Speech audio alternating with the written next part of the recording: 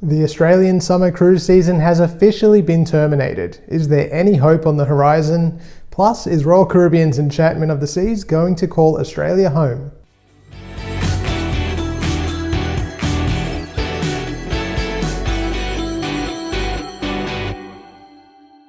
I'm Adrian, the Cruise and Travel Guy. As always, thank you for subscribing to my channel, and if you haven't done so yet, please hit that subscribe button. This week, P&O sounded the death knell for the Australian summer cruise season when they announced that their February cruise restart was being pushed back once again. With the prospect of summer cruising now well and truly deceased, Australians have no choice but to look forward to the autumn cruise season.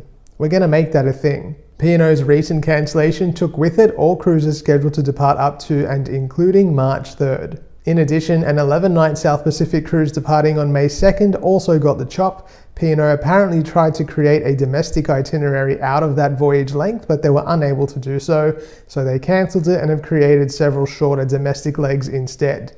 P&O's Pacific Adventure is now the first ship in the fleet scheduled to set sail on March 4th on an 8-night trip from Sydney to Tasmania, whilst Pacific Encounter will set sail from Brisbane on a 3-night voyage on March 5th. Carnival Australia had already cancelled their voyages into March, so now the hope is that both of our local cruise lines will begin sailing in March 2022. Last week, I told you that the cruise passenger publication announced that New South Wales would be the first state to approve cruising, which was set to happen from February 1. Whilst that was never an indication that cruising would actually resume come February 1, it was indicative of the hope that we had that the ban was soon to be overturned. So far, however, there have been no further announcements made by the government, either federally or on a state level, and I fear that this new variant of the virus is going to hinder things even further.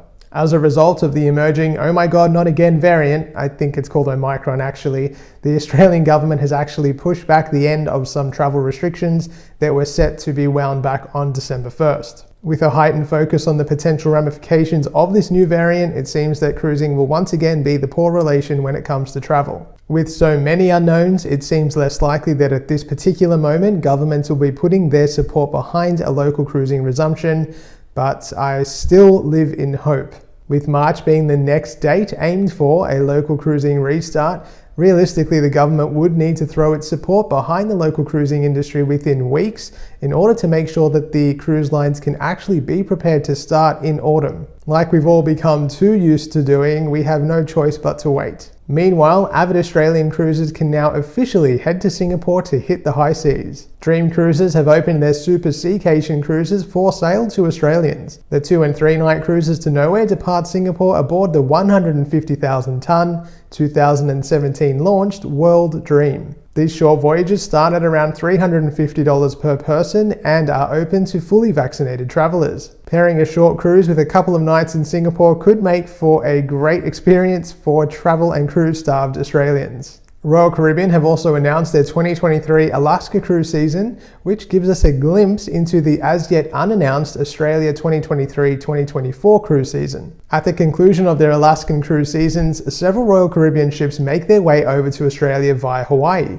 These famous Trans-Pacific cruises are conducted in 2 segments, the first being a North American West Coast leg to Hawaii, and the second being from Hawaii to Australia. Royal Caribbean have confirmed that Enchantment of the Seas will be heading from the West Coast to Hawaii on September 24th, 2023. This could signal that a further Trans-Pacific voyage from Honolulu to Australia will be scheduled on board the ship. Enchantment of the Seas is a Vision-class ship, slightly older and smaller than the Radiance class and most similar to the Rhapsody of the Seas that was locally based some years ago. Either way, the prospect of additional choice in our local cruising market is always a good thing. An eagle-eyed member of my Facebook group also spotted that the Coral Princess has some additional port listings at the Brisbane cruise terminal. Several dates have popped up for July and August next year, whereas the current first sailing available to book is the 35-night Hawaii round-trip voyage taking place in September. Hopefully the port bookings are indicative of some behind-the-scenes planning that Princess are undertaking in the hope that cruising does get the green light down under. Princess did previously advise that on the basis cruising is approved down under, they would look to add additional departures on board the Coral Princess,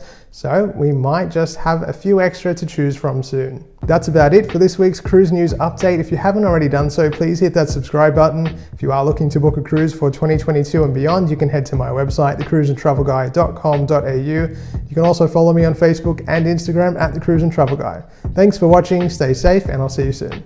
Carnival Australia had already cancelled their local cruises into March some time ago, so the hope is that both our local cruise lines will begin in March next year. Whilst that was never a full indication that cruising would resume on February 1, it was English.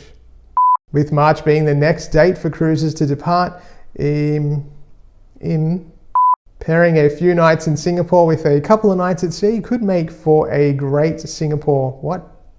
Hopefully the port bookings are indicative of some behind the scenes planning that Princess is undertaking. I don't know if you can see that.